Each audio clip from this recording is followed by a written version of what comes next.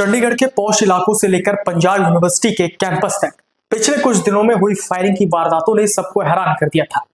लेकिन अब जो खुलासा हुआ है वो सिर्फ गैंगवॉर तक सीमित नहीं है, बल्कि इसके तार सीधे सरहद पार यानी पाकिस्तान से जुड़ते दिख रहे हैं। सोपू नेता जशन जवंधा फायरिंग और चिन्नी मर्डर केस की जांच में अब पंजाब काउंटर इंटेलिजेंस की एंट्री हो गई है। क्या इन हत्याओं के पीछे कोई आतंकी साजिश है? क्या विदेशी हथियारों का इस्तेमाल कर चंडीगढ़ को दहलाने की कोशिश की जा रही है? आज की इस विशेष रिपोर्ट में हम आपको बताएंगे कि कैसे एक संगठित नेटवर्क के जरिए शूटरों तक हथियार पहुंचे और क्यों पुलिस के लिए यह सप्लायर अभी एक बड़ी चुनौती बने हुए हैं।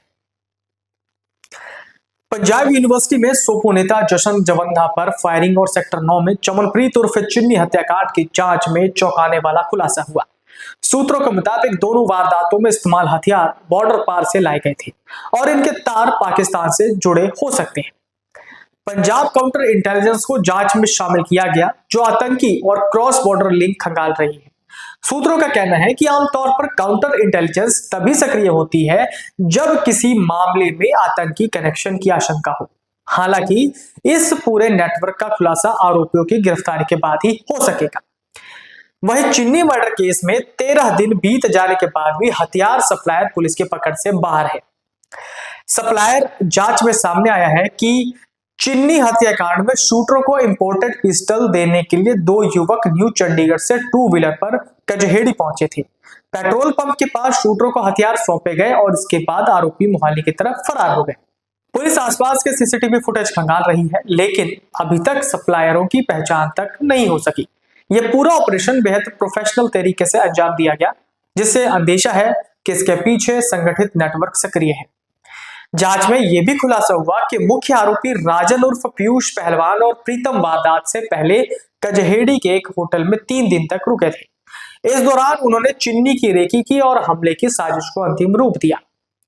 सूत्रों के मुताबिक जनवरी में भी पीयूष कजहेड़ी आया था और उसी समय भी हथियार सप्लाई करने वाले यही युवक उससे मिले थे। हालांकि उस समय वारदात को अंजाम नहीं दिया गया था।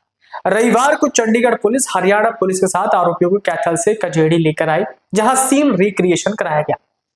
आरोपियों ने पुलिस को ठहरने की जगह, हथियार मिलने के स्थान और फरार होने के रूट की पहचान करवाई। पुलिस का दावा है कि इस प्रक्रिया से कई अहम सुराग मिले हैं, जिनके आधार पर सप्लायरों तक पहुंचने की कोशिश तेज कर दी गई है। इस हाई प्रोफाइल केस में चंडीगढ़ पुलिस की क्राइम ब्रांच, ऑपरेशन सेल, जिला क्राइम सेल के अलावा पंजाब एजीटीएफ और हरियाणा एसटीएफ भी जांच में जुटी है। इसके बावजूद हथियार सप्लायर अब तक गिरफ्त से बाहर है। वहीं चंडीगढ़ एसएसपी कंवरदीप कौर का कहना है कि जो होटल नियमों का उल्लंघन कर रहे हैं उनके खिलाफ सख्त कार्रवाई की जा रही है और एफआईआर दर्ज की जा रही है।